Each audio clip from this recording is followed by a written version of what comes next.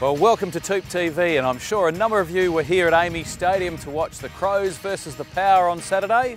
But today it's all about Showdown 3, buying property versus renting property. Our two teams of experts will be debating live in the studio over what is the better option.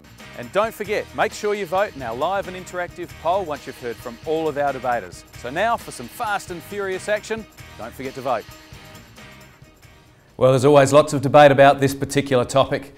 And remember, we're live and interactive, so you can lodge your vote on the winner of our debate, renting versus buying. But before we get the debate underway, let's see what the public think. It's getting more expensive to buy a home, so a lot less people are able to buy and a lot more people are looking to rent, so it's just a supply versus demand. I'd prefer to buy rather than rent, only because the money that you put on the mortgage is probably the same amount that you rent with anyway. Probably a bit more demand for rental properties at the moment because there's less people that are able to buy properties. Yeah, lots for buyers out there at the moment, so I guess it's a buyer's market. Well, some mixed opinions there. Now, let's get things underway and introductions of our debating team. From the buying team, Tony Romano, Dom Romano, both landlords and property owners, and Tony, an ANZ financier. From the renting team, we have Jen Drew and Leanne Kuss, and of course they are especially well known as being TOOP team members. So a little bit of the rules now moving forward. Tony will kick things off with the debate. He has 3 minutes, everyone else has 3.5. Tony of course has 30 seconds at the end to make his rebuttal in the debate, and through the course of each debater's time I have a 30-second warning bell with 30 seconds to go, and then of course the gong, and that's time to close up shop and time for the next debater. So let's get things underway, and over to the buying team and to Tony. Thanks, Tim. It's good to be here again, actually. Look, good luck to our opposition, Leanne and Jenny, as well, so I just want to say that before I start off. But for the buying side, Dominic and myself are going to put forward a couple of arguments to say why we think buying is preferential. And we think it's going to be based on a client's individual objectives, their risk profile and their investment time frame. But we're going to show that rent money is dead money, you know, interest rates that have just gone by since 2007 have been quite low in the 2 and 3% range.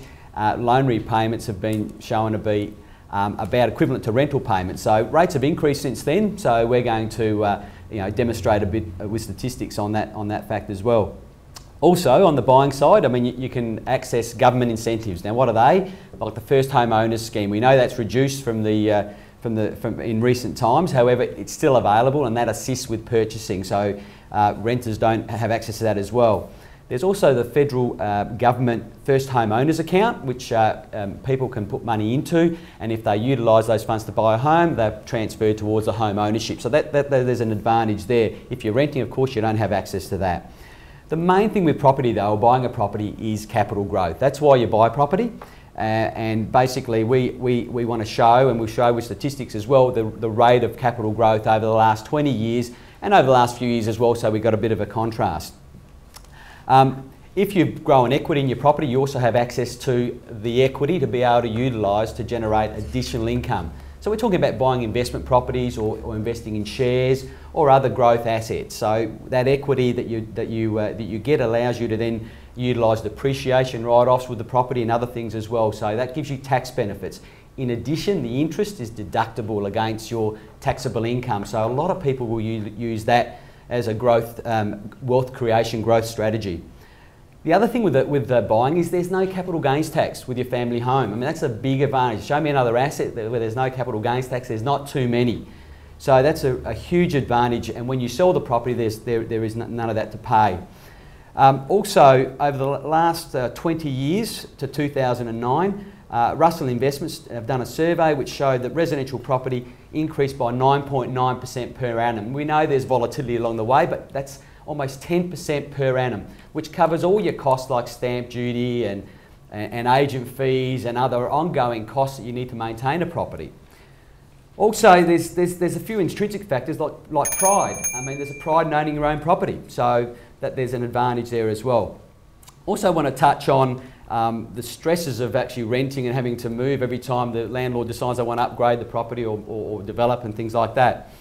But Taking it a step further, I want to touch on retirement. On the retirement side, Centrelink don't count your house as an asset, and on the retirement side, if you go to a nursing home, the house is not counted as an asset as well, allowing you to lower your cost to go into those sort of homes. So there's huge advantages in buying property as against renting.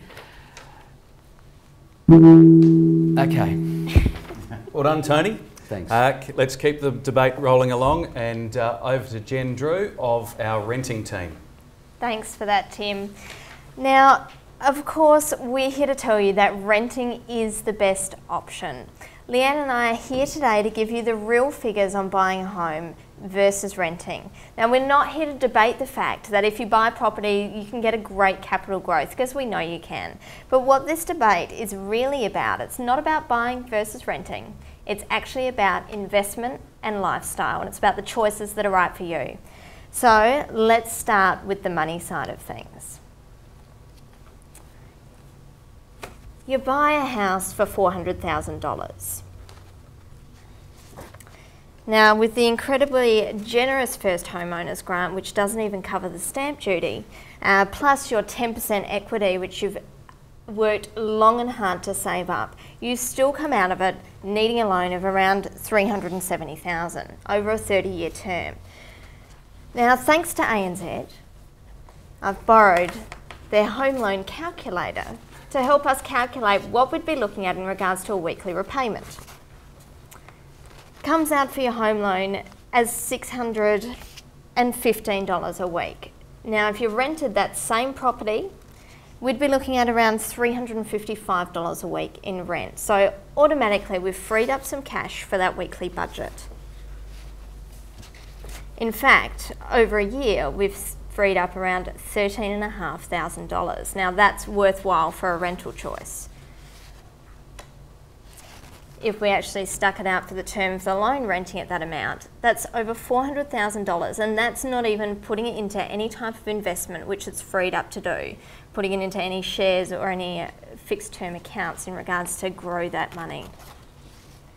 Now, versus buying, if we'd owned the property, we'd be looking at the purchase price, $371,000, the interest, almost $590,000 over the 30-year loan.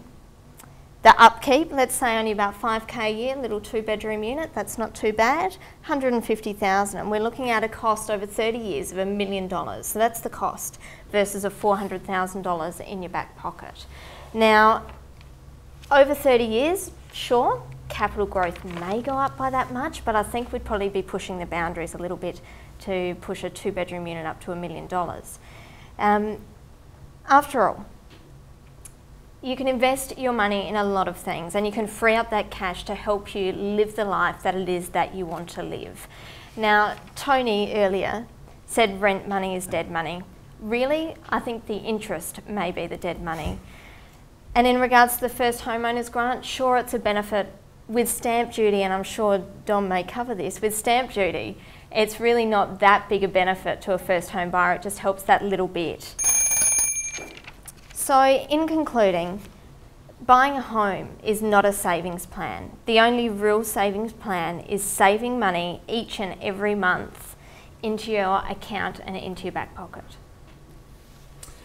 Well done, Jen. I didn't even get to use the gong.